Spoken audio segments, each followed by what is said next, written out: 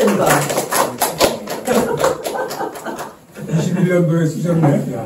네, 이재명 지금 이제 그 대선 예비 후보인가요?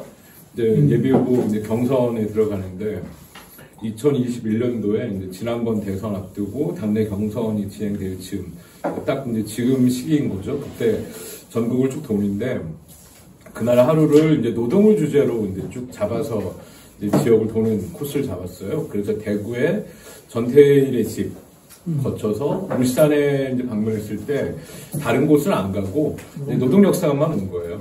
그래서 노동을 주제로 이렇게 와서 이제 그게 이제 그날 테마였던 거죠. 그러니까 이제 이재명 당시 이제 후보, 그러니까 지금도 후보네. 이재명 후보가 이제 본인이 이제 그 대선 출마 기자회견을 할 때 자신이 이제 그 어린 시절 노동자로서 살았던 삶을 얘기하고 본인이 대한민국 최초의 노동자 대통령이 되겠다라고 이제 선언을 했더라고요. 선언을 했단 말이에요. 그래서 이제 그런 부분들의 이제 주제를 묶어서 왔던 겁니다. 그래서 이제 그 지역에 이재명 캠프에 있는 분들이 이제 방명록을 하나 쓰게 하자. 방명록에 어떤 뭐 적당한 단어가 필요하냐. 뭐 노동 존중이나 노동 인권이나 뭐 적당히 쓰면 되지 않겠어? 이렇게 얘기했더니 본인이 이제 노동자 투쟁의 대역사를 기억하겠습니다. 이렇게 이제 적고 간 겁니다. 그래서 이제 기대했던 것보다 그러니까 단어의 선택이나 그 단어의 의미를 좀 더 무게를 부여하는 것을 적었다. 그때 이제 그 지역 캠프에서는 지역 공약으로 이제 울산에서는 계속 그 국립박물관이 필요하다. 국립박물관을 만들자. 좀 더 규모 있는 박물관을 만들자라는 게 뭐 그 민주당 후보 때도 그다음에 뭐 국민의힘에도 계속 냈었어요. 그래서 이전에는 이제 김기현 때는 산업박물관을 국립산업박물관을 만들겠다 됐다가 이제 그 송철호 시장이 됐을 때는 이제 산업박물관 대신 뭐 또 다른 거 얘기했었던 것 같은데 과학박물관 뭐 이런 걸 만들겠다고 했잖아요. 그런데 이제 이때 대선 때는 이제 울산 국립노동박물관을 만드는 게 어떤가라는 거를 지역 공약을 해보자 이렇게 얘기는 되다가 실제 공약으로 성사되지는 않았어요. 지금도 마찬가지죠. 이미 이제 시간도 짧고 그 짧은 그 대선 캠프 기간에 이제 울산의 지역 공약이나 이런 게 어떻게 다듬어지고 하는지는 뭐 이게 여기 이제 높으신 분들이 이제 아실 거니까 제가 그런 메커니즘을 모르니 이제 이런 것이 있었다라는 말씀을 드리면서 자 저는 뭐 근데 왜냐면 이렇게 해당 주제에 관련된 왜 이제 울산의 노동 박물관을 만드는 게 필요한가라는 주제의 이야기를 펼칠 수 있는 PPT로 완성하지 못했어요. 시간이 부족해서.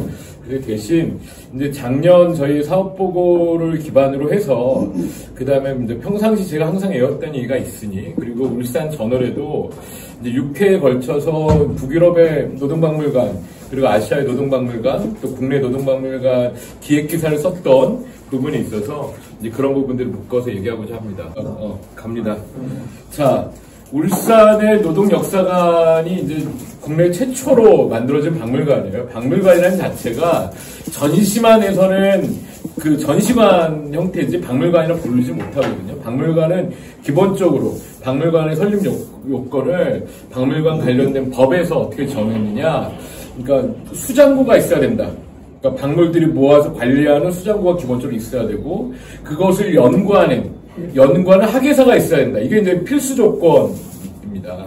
그래서 결국은 그러니까 단순하게 전시만이 아니라 전시에 대한 물품 판매 전시 이렇게 하는 공간이 아니라 그것에 관련된 과거 주요한 자료들, 박물들을 수집하는 기능을 가져야 되고 또한 수집한 그 사료들을 연구하는 연구의 역량이 있어야 되는 게 이제 두 가지거든요. 이제, 울산도 사실은 그렇게 만들어진 거죠. 사실은 이제 울산 만들어질 시기에 이제 구로공단 있는 지역에 구로 노동자 생활 체험센터. 이게 이제 금천구에서 아마 운영할 거예요. 구로구가 아니라.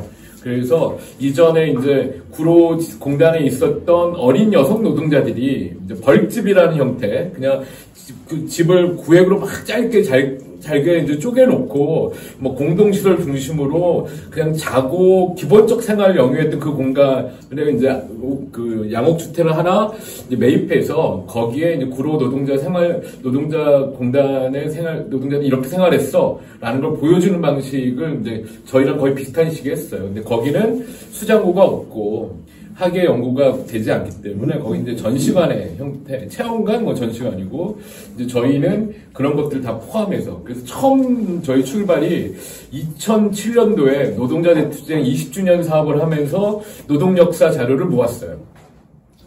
그리고 그렇게 모았던 자료를 어떻게 할까 고민하다가 이제 북구의 현대자동차 노사가 합의해서 만든 기부 체납한 오토밸리 복지센터가 이제 오픈할 때 이제 그 2014년 정도 됩니다. 그때 알박기를 했습니다. 당시 구청에서는 노동역사관이나 노동박물관을 만든다는 거에 대한 이해가 없었어요.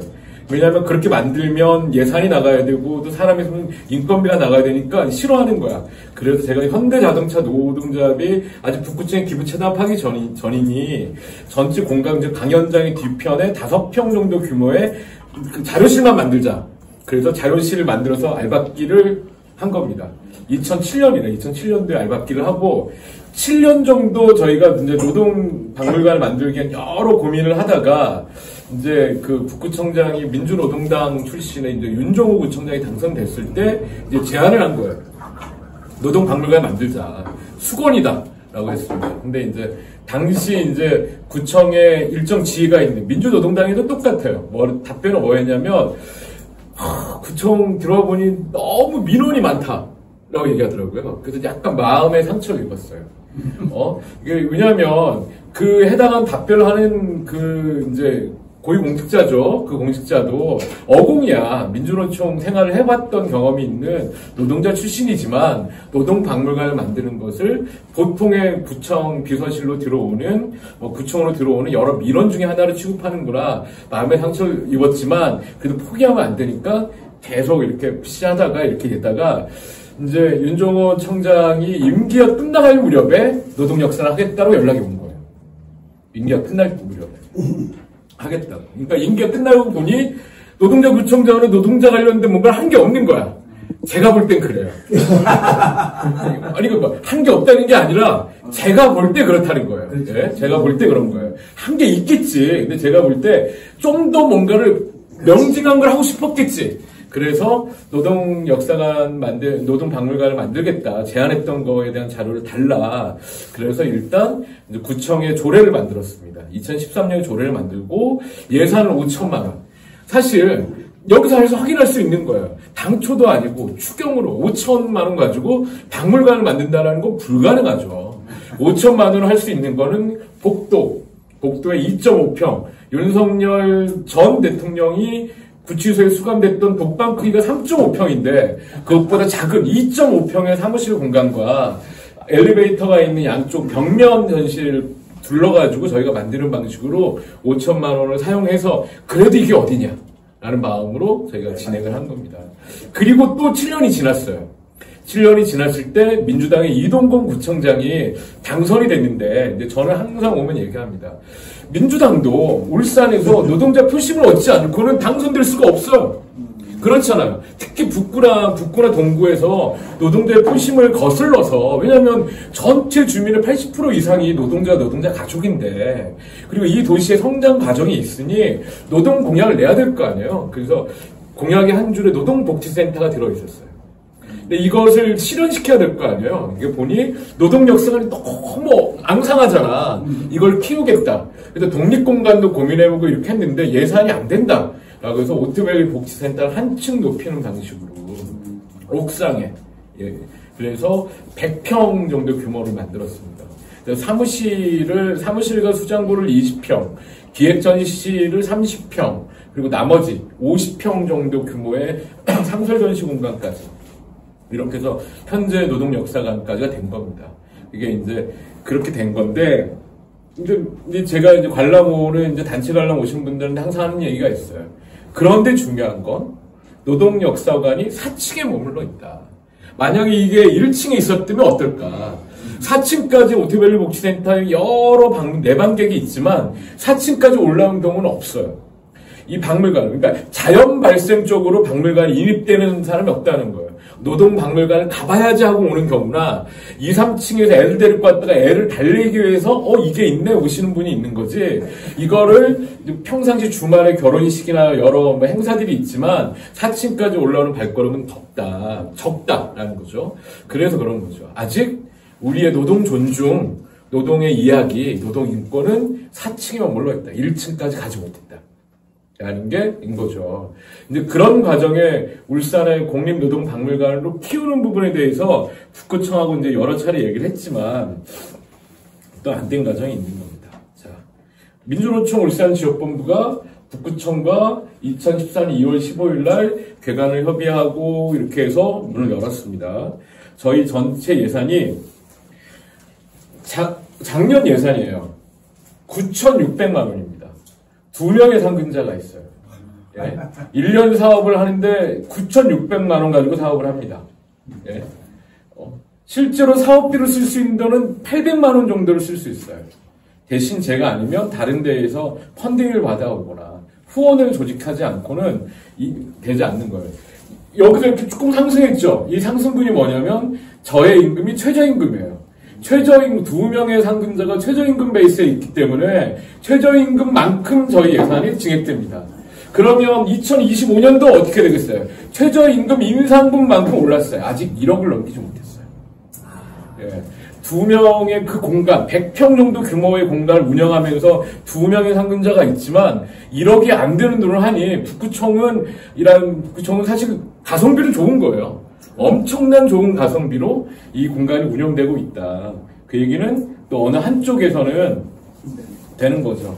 제가 끌고 오는 후원금입니다. 민주노총에서 300만 원, 기타운으로 해서 한 700만 원 정도 가져오고 현대자동차에 읍소를 해서 지금은 1000만 원이었는데 원래 800만 원을 또 줄었어요. 올해는. 조합원이 주니까. 이렇게 돼서 이 돈으로 사업을 진행하고 있다. 말씀드립니다. 사업 구성은 일단 노동자료, 역사자료 수집이 이제 박물관의 기본 요건이니까 저희가 약 15만 점의 박물, 미디어 자료, 문서 등등이 이제 보관이 되어 있고요. 그 다음에 상설전시와 기획전시, 그 다음에 연구사업을 진행합니다. 그건 초기 말씀드린 부분들은. 이 중에 역사관장과 전시팀장은 비상근, 상근장은 사무국장과 자료실장. 처음에 자료실장은 8개월 계약직이었어요. 그러니까 제 임금을 민주노총 베이스에 맞춰 있었는데 한 명이 계약직이고 하니까 제 임금을 떼서 줬어요. 근데 떼서 주다 보니까 이상한 거야. 그래서 하우상박 둘 다 최저임금을 하겠다. 북구청을 설득해서 북구청은 이제 2명의 TO를 안 주려고 했던 거죠. 그래서 2명의 TO까지 만들어놨고 아직 학예사가 없다. 라는 말씀을 드립니다. 그래서 저희가 하는 사업들을 보면 1년에 작년에 6,682명 정도가 이제 방문을 했습니다. 매 조금씩 늘어나요. 그리고 이제 인지도가 커지니까 다른 지역에서도 이제 울산이라고 하는 공간에 왔을 때 노동역사관을 관람이나 학습의 공간으로 활용하기도 합니다. 그리고 전체 비중은 단체 관람이 훨씬 많아요. 저희가 단체 관람을 적극 조직해서 숫자를 맞추는 겁니다. 저희 단체 관람의 2가지 축은 첫 번째는 울산교육청이 1년에 30학급 정도를 가을에 하반기에 하루에 하나급씩 보내는 그 인원. 그래서 한 700에서 1000명 사이로 왔다 갔다 해서 숫자가 맞춰줍니다. 그리고 학생들이 이렇게 들어오는 거죠. 이 사업을 하려고 사실은 노동역사관이 있는지도 모르겠어요. 학생들을 맞이하려고. 그래서 실제 이제 노동인권교육 울산의 조례가 상당히 이상한 거는 적정한 타협을 했는데 어떤 타협이냐면 고등학교 이상이라는 단어를 넣었어요. 단서를. 그게 문제예요. 차라리 노동인권 조례가 없는 게 나아. 시비를 걸려면 초등학교나 중학생한테 노동인권교육을 하면 안 돼. 교육청이. 조례에 없는 내용이잖아. 조례에는 고등학교 이상만 넣어놨기 때문에. 원래 목적이 그게 아니거든요. 차라리 그것을 안 넣고 하는 게 좋은데 지금 그렇게 해서라도 노동인권 조례를 만든 거잖아요. 이렇게 해서 여기에 오는 학생들은 초등학교 4, 5, 6학년 그리고 중학생 아이들 그리고 일부 고등학생들이 옵니다. 그래서 저희는 이제 초등학생 때 이제 노동의 가치, 노동이라고 하는 게 뭐, 그리고 오는 아이들의 부모가 노동자일 가능성이 높으니 그 부모의 노동에 대한 이야기까지 이렇게 이야기하는 방식으로 진행하고 있다. 그리고 이제 작년 저희가 현대자동차 이제 노동조합 단체 관람이 한 기수당 한 5,000명씩 옵니다. 전체 총 숫자가 오는데 이제 작년에 이제 상반기 하반기 그래서 작년 5월부터 지금 이제 지지난주 올해 4월까지 이렇게 쭉 1년을 관통해서 이제 교육을 진행했고 올해 하반기도 현대자동차 노동조합이 오고 그래서 1년에 연간 5,000명 정도가 현대자동차 노동자들이 관람하고 있다. 그 외에도 여러 노동조합에서 저희 노동조합을 찾아오고 있고 이런 식으로 이제 다른 지역에서 이제 저희 근현대사 주제로 올 때 노동역사관을 포함시켜서 이제 방문하는 거죠. 네. 그리고 전시 사업을 하는데요. 저희가 2003년, 2004년 이렇게 했는데 거의 쉬는 때가 없이 전시를 합니다. 그래서 기획 전시를 진행하고 초대 전시를 진행해요. 울산 박물관이 한번 기획 전시하면 3개월 진행하거든요. 작을 때 예산이 2억 정도고요. 많을 때 5억 정도를 씁니다. 한 전시에. 그래서 한 3, 4개월 가는 전시에. 저희 예산의 5배 이상, 적어도 2배에서 5배 이상을 한 전시에 쓰는 거예요. 저희도 그런 전시의 규모까지는 안 되지만 작은 공간을 이용해서 전시를 계속 진행하고 있다. 기본적으로 노동미술전을 진행하고, 그리고 노동자 미술. 현장 노동자인데, 이제 예술적 활동을 하는 노동자들이 있잖아요. 그래서 노동자 작가를 발굴합니다. 그래서 단체전을 하고, 단체전 참여했던 분 중에 1년에 한 분씩 개인전을 열어드려요. 올해는 현대자동차에서 사진 찍는, 글도 쓰는 김윤삼 작가가 사진전이 예정이 되어 있습니다. 그런 식으로 진행하고 있다. 작년에는 이제 동학 130주년을 위해서 이렇게 시기성 사업들도 진행합니다. 올해는 광복 80주년이어서 광복 80주년 전시가 광주, 부산 거쳐서 올해 8월 초에 울산 노동역사관에서 그 전시가 진행될 예정입니다. 그리고 이제 저희가 이게 연구 결과를 드러내는 전시들이에요. 그래서 정봉진 이제 그 예술 이제 한 작가의 생애사를 정리한 정봉진 아카이브 전시나 그 다음에 항일혁명가 울산 출신 독립운동가 이간수를 연구한 자료를 드러내는 이간수 아카이브전. 이런 아카이브전이 이제 보통 전시관과 약간 다른 그 박물관에서 가지는 부분이고요. 초대전으로 전호태 선생님도 했고 장애인 학교에서 하고 세월호 관련된 전시도 이렇게 사회성이나 시의성을 담은 전시들을 진행하고 있다. 그리고 2024년에 됐던 역사 기행 그래서 그다음에 2024년에 진행한 역사기획.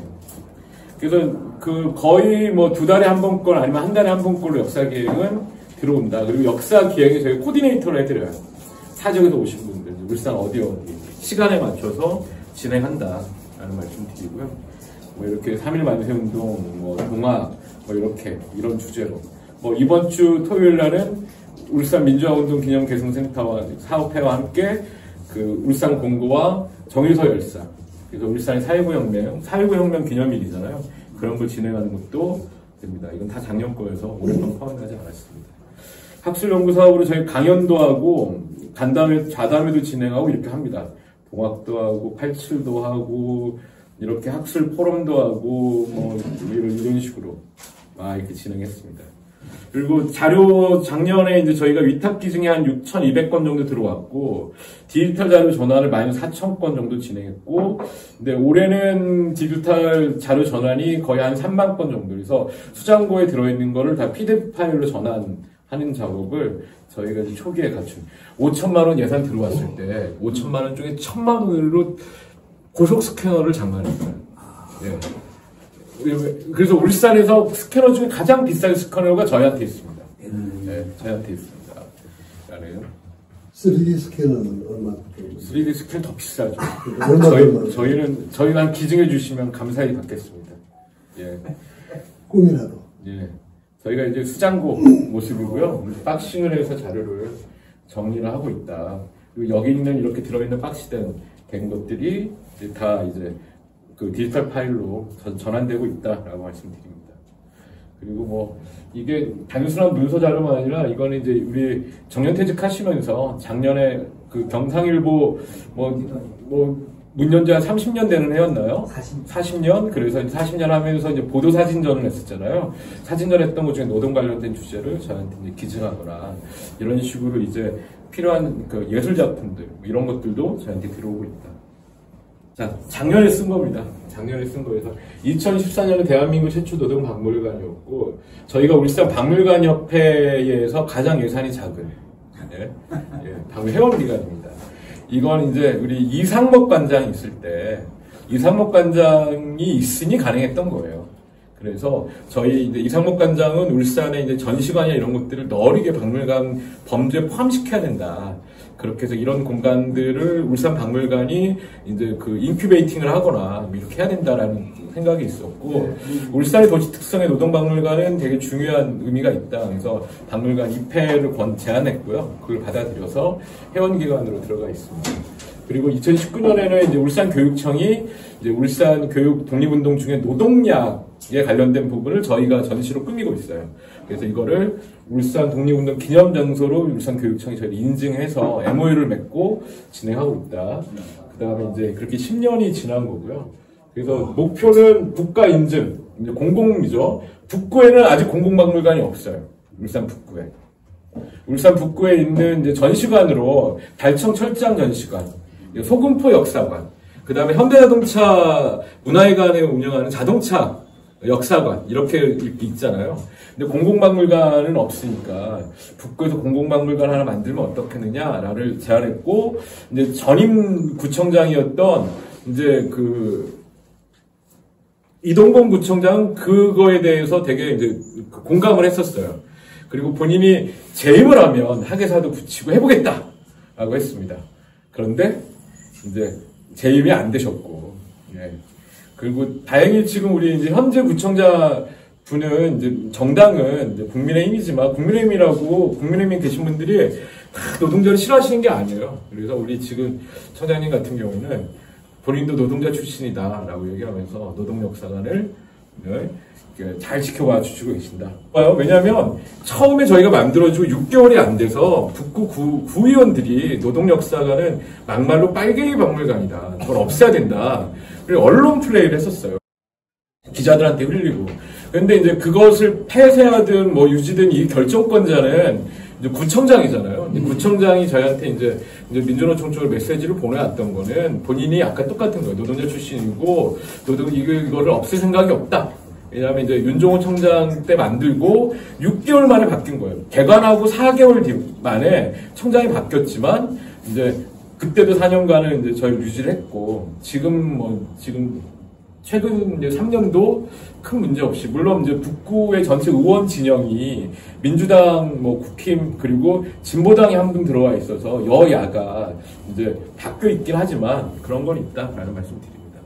그래서 산업, 노동, 역사, 문화, 관광 중심 이렇게 되어 있는 북구에 이렇게 있는 거를 연결시키는 이런 코스를 만들 필요가 있다라는 얘기도 북구청의 관광과에 계속 얘기하고 있는 부분입니다.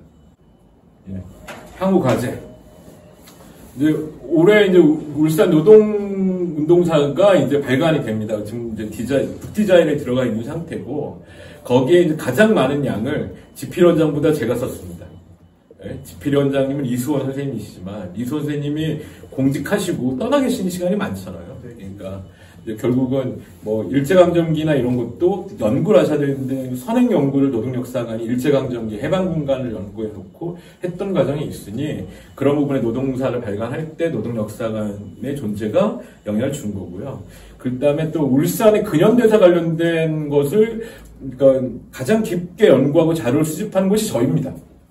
울산 박물관도 쭉 있지만 이제 저희가 그 주전공이 여기인 거니까 그런 역할을 저희가 자임하고 있다라는 거고, 그 다음에 찾아가는 역사 사업을 진행하는 거, 전시를 확대하는 거, 아카이브 그리고 교양 학술도서 발간하는 거. 이관술 생애사를 발간해야 되는데, 제가 우리 김영우 선생님 통해서 저기 출판사에도 입지를 해놓고는 초고를 못 넘기고 있어요. 빨리 좀 주세요. 기다리고 있습니다. 네. 빨리 보내서 올해 광복절 전에 출간을 3년을 묵혔어요. 울산 저널에 제가 46회를 기고하고 A4로만 딱 묶은 게 300페이지인데, 예.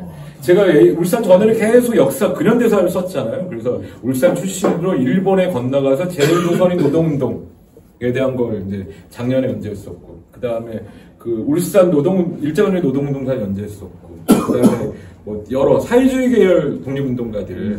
근데 이게 중요한 거예요. 이제 사람들이 잘 모르는데 노동자가 독립운동했다는 얘기를 우리는 교과서에서 배운 적이 없는 거예요. 노동자 독립운동가 얘기. 근데 아시지만 국내에서 1930년 이후 독립운동한 사람들 그 중에 80% 90%가 다 노동자예요. 왜냐면 다 민족주의는 다 꼬꾸라져 있거나 변절했고, 물론 노동자들 변절하는 사람이 있지만 마지막까지 남았던 사람들은 다 노동자들이거든요. 그러니까 근데 노동자가 독립운동했다는 얘기를 콕 집어서 얘기를 우리는 들어본 적이 없는 거예요. 왜냐면 유림의 독립운동가 뭐 이런 얘기는 들어보잖아. 하지만 뭐 문화예술 쪽의 독립운동가 들어가도 그런 독립은 듣지 못하는 거죠. 한국 공산주의 운동사에 보면 다 나와요. 예, 그게 이제 대한민국의 그거다. 그래서 국내 최초 노동박물관에서 뭐 이렇게 가자. 뭐 저희도 공공박물관입니다. 이제 국가 인증을 안 받았다 뿐이지. 라는 말씀 드리고, 자, 그러면 왜 울산에서 노동박물관을 만들었느냐라고 한다라 보면, 그거는 전체 도시 구성에 가장 많은, 그러니까 조직된 노동자가 많은 거예요. 예? 그러니까 노동자 숫자가 많다고 하면 서울이 훨씬 더 많아요. 경기도 훨씬 더 많습니다. 경기도는 본인들이 900만 명 정도가 노동자라고 얘기를 하더라고요. 경기도에 속한 노동자 자기들 통계가 이제 거기 노동정책과가 있으니까 정책과에서 얘기를 하는 그렇더라고요. 그래서 전체 광역자치단체 중에 노동자가 가장 많은 자치단체는 어디? 경기도래요. 뭐 그렇지, 거기 사람이 많으니까. 그런데 노동조합 조직된 노동자의 숫자는 울산이 압도적으로 많아요.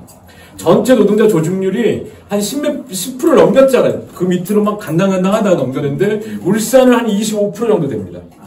예, 그 정도 됩니다. 물론 북유럽의 70%, 60%, 70% 되는 북유럽과는 비교할 수 없죠. 북유럽이 그렇게 노동자 조직률이 좋은 이유는 전체 우리가 실업급여라고 하는 그 고용보험을 노동조합에서 가입해요. 노동조합이 주요 이사로 들어가서. 그래서 노동조합에 가입하지 않으면 고용보험 혜택에서 차등을 받아요. 이게 다 그런 거예요. 이게 이제 스웨덴 얘기예요. 스웨덴 같은 경우 그래서 스웨덴은 박물관장도 노동조합의 조합원이야. 예. 박물관장이 있지만 노동조합 위원장은 또 따로 있는 거야. 노동조합에 속한 조합원일 뿐인 거죠. 근데 우리는 이런 얘기를 하면 이상한 얘기를 하거나 아니면 좌빨이야! 라고 할 수도 있잖아요. 그거는 많은 편견이고, 우리 헌법은 그렇지 않았다. 그리고 우리가 지금 이제 그 헌법에 대한 이야기를 많이 하는 시기가 있잖아요. 그래서 개헌헌법을 한번 찾아보시기. 1948년 사회주의 계열은 다 이제 제거되고 일부 사회주의 계열에서 전향하거나 타협한 이들이 있었던 때에 노동법, 지금 우리가 노동 3권이라 얘기하는 것뿐만 아니라 당시의 헌법에는 노동자들의 이익이 생기면 이익을 적정하게 분배해야 된다. 우리가 이제 성과 분배에 관련된 부분도 사실 들어있고요. 그 다음에 그때 들려고 했던 것 중에는 노동자 자주관리, 노동자 경영 참여도 사실은 논의가 됐었어요. 그러니까 당시 이승만 정권이 만들어지는 그 시대 재헌 의원들도 그런 고민을 했지만 지금 시대가 지나면서 역사가 퇴행한 거예요. 그래서 지금 만약에 새로운 정부가 이제 지금은 여야할 것 없이 개헌 얘기를 하잖아요. 문재인 정부 때 개헌안에는 기존 내용 중에 사실은 근로란 단어를 노동으로 바꾸는 거 말고 큰 차이는 없어요. 없습니다. 헌법 안에 개정되는 거예요. 과거보다 더 못한 수준, 우린 재헌헌법보다 못한 수준의 노동법에 있다라는 거고, 그런 것의 바로 지표가 노동 관련된 공간들입니다. 그리고 노동 역사를 잡는 거예요. 제가 이제 그 노동 역사를 박물관을 만들어냈던 고민할 때 전 세계 노동 박물관을 다 뒤져봤어요. 뭐 아시아권에서의 까오슝이나 방콕에 있는 노동박물관도 가보고, 일본의 뭐 그러니까 일제강점기 노동이나 노동을 담고 있는 오사카에 있는 노동사연구소도 찾아가보고, 북유럽의 그 주요 국가들, 뭐 독일, 핀란드, 스웨덴, 벨기에 노동박물관 방문해보고, 다 그렇게 진행을 해봤단 말이에요. 그러면서 가기 전에 이제 기본 서칭을 해보잖아요. 인더스트리 뮤지엄보다 인더스트리 워커스 뮤지엄이 훨씬 더 많아요. 네? 그러니까 검색을 해보시면 알아요. 그러니까 그 도시의 산업이 현재 진행되고 있는 산업을 보여주는 건 전시장이야. 컨벤션이잖아요. 예? 그 컨벤션이란 말이에요. 그런데 이 도시에 품고 있었던 산업을 드러낸단 말이야. 그 얘기는 거기에 그 산업을 온 사람들이 있는 거예요. 그들이 그 도시의 시민인 거예요.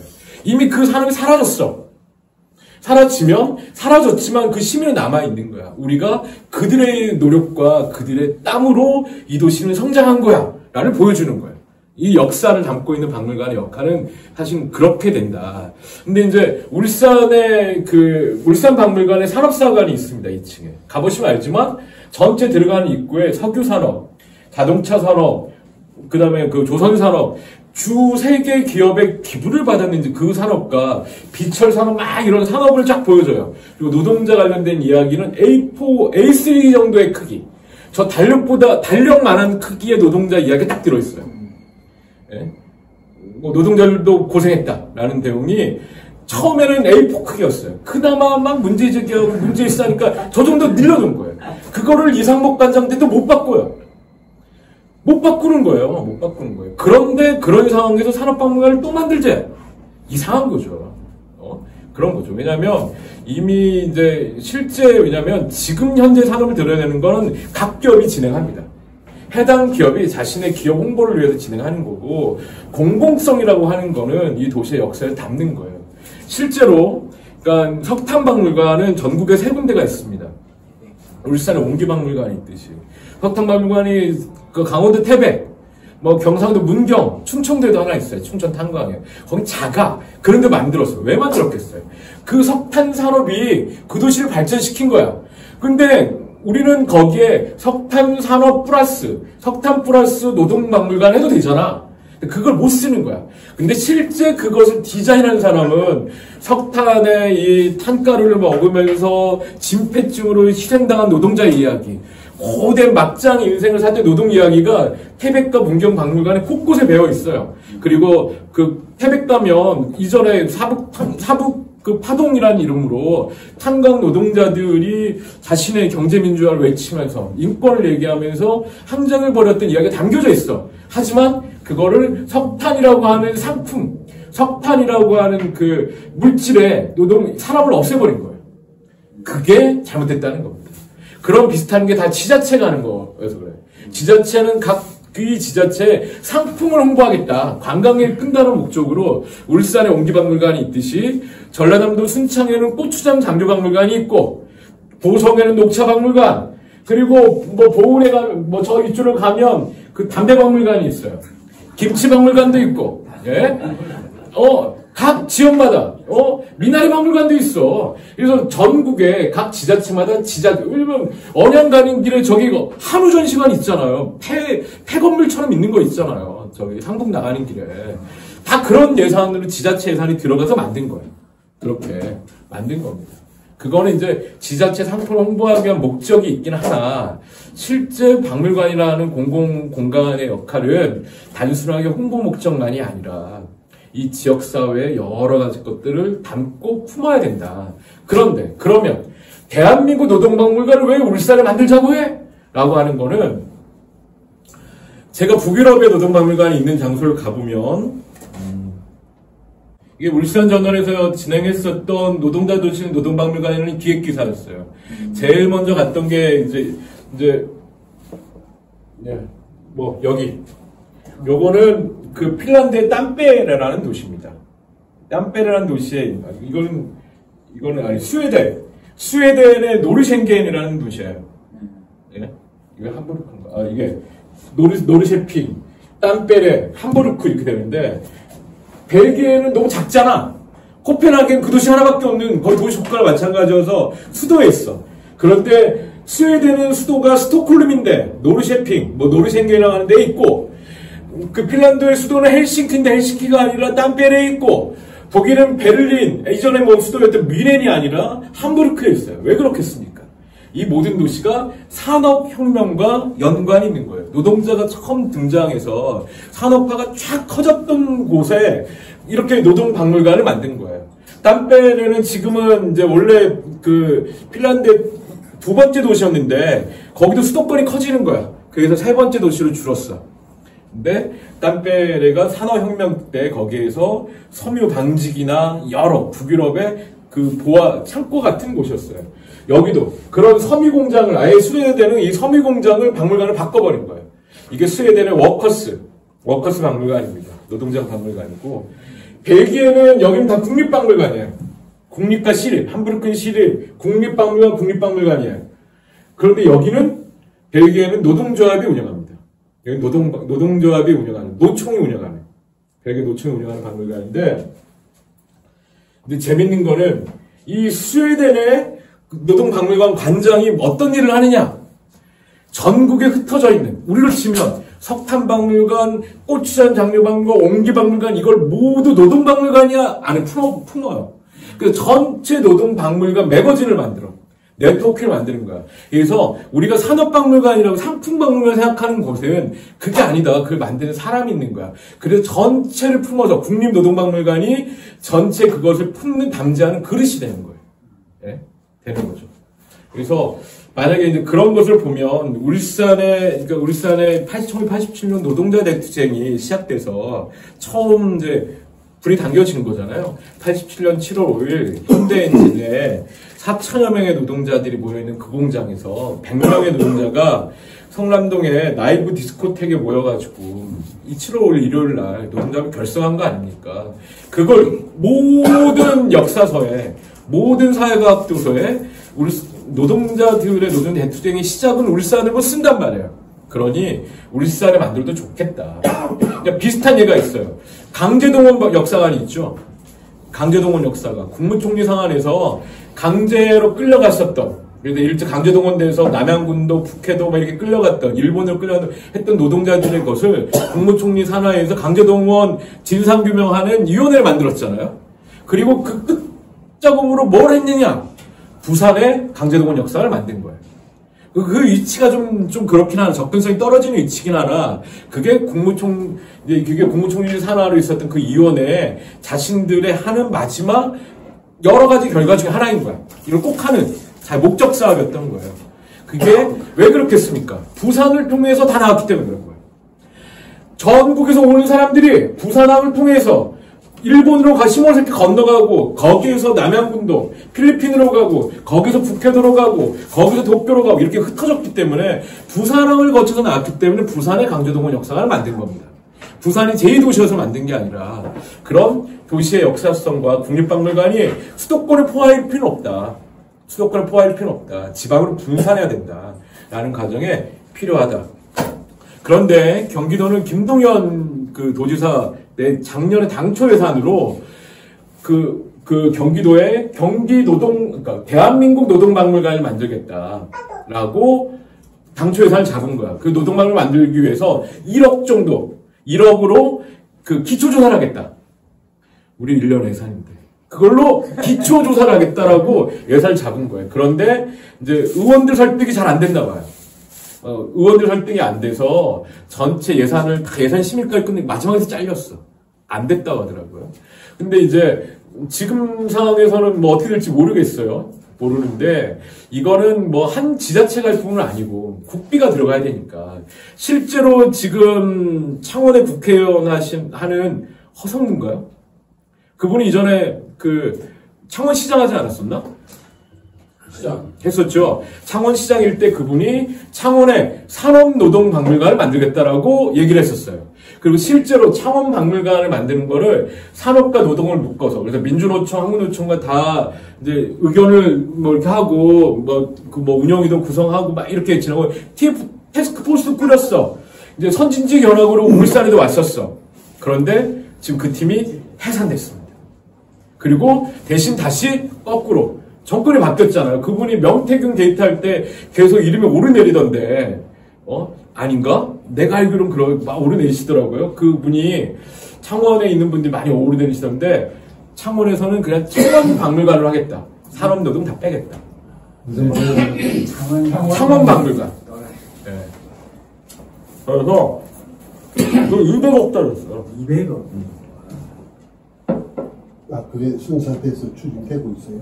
그냥 창원박물관을 가는 거예요. 노동 빼버린 거예요. 가고 그거- 있어요. 노동을 빼고 창원박물관 가고 있다고. 가고 있고, 그 TFT만 있던 분이 울산에 그 학예사로 있던 분이 울산에서 와 있어. 그래서 여기 왜 계세요? 했더니 저희 팀 해산당했습니다. 계산 당했다. 그렇게 얘기를 하시더라고요. 그분하고 친해요? 친하지는 않고 인사 나누고 2번 봤어요. 나중에 혹시 울산에서 추진하면 그분도 그거는 울산이 추진한다라면 인재풀을 만들었는데 국립노동박물관은 저희가 개입할 수 있는 게 하나도 없어요. 그러니까 국립노동박물관을 만들면 울산 노동역사관이 사라지나? 그건 아니에요. 울산 노동역사관을 국립박물관에 우리가 다 기증해야 되나? 그것도 아닙니다. 울산 노동역사관은 울산 노동역사에 자기 존재 가치가 있는 거고, 국립이라고 하면 이거는 거기에 일하는 사람, 여기 있는 사람이 지명할 수 있는 추천도 안 되잖아요. 추천할 수 있겠지. 여러 공론하겠죠. 공식적으로는 국립박물관은 국립박물관 내에서 사실은 문광부에서 정리하겠지. 그래서 국립박물관 만든다고 해도 저한테 떨어지는 건 아무것도 없다.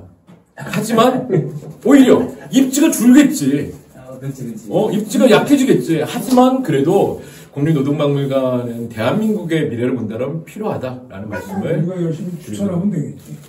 저는 자격증도 없고 네. 그리고 가서 뭘 저를 합니까? 그리고 저는 한 2, 3년 안에 지금 다음 세대 저보다 나이 어린 사람을 해서 노동역사관 넘기고 우리 이제 제가 우리 하병 관장은 이미 얘기를 했어요. 내가 관장으로 가겠다. 언제든 가라.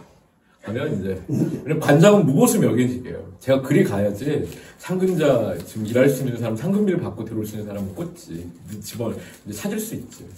이런 고민하는 거죠. 그래서 내가 이제 우리 여기 선생님도 계시잖아요. 선생님 교사연금 받으시나요? 응? 연금 받으시나요? 개치기는데. 밖에 연금만. 그러니까 내가 전교조 교사 선생님들 중에 연배가 좀 빨리 연금을 받으시면 우리 임금이 작잖아 최저임금이니까. 그럼 교사연금을 받으면 교사연금 플러스 뭐 지금은 200만 원 정도인가 그렇더라고요. 그걸 넘어서면 환수돼. 그러니까 더 연금이 깎여. 깎이죠. 그러니까 내가 그래서 얼마나 꼼수를 생각하면 그런 거야. 지금 젊은 뭐 울산대학교의 석사나 박사한 친구들이 안 와요. 여기가 자신들의 경로에 도움이 되느냐 안 되느냐에 대해서 그거는 그냥 오는 게 아니라 이걸 좋아하고 여기에 대한 애정이 있는 사람이 올 수밖에 없거든요. 근데 국립노동박물관 다르지. 그건 다르죠. 그래서 그러면 보다 광범위하게 왜냐면 우리가 상관없이 대한민국의 노동 역사를 잘 조명하고 노동에 대한 의미를 부여하고 또 하나하나 디테일하게 하나의 여러 소주제로 연구가 들어가고 또 그게 드러나고 하는 부분이 있을 수 있으니까 그거는 꼭 필요하고 그리고 울산에서 국립박물관 만드는 논의를 쭉 하다가 지금 없어졌어요.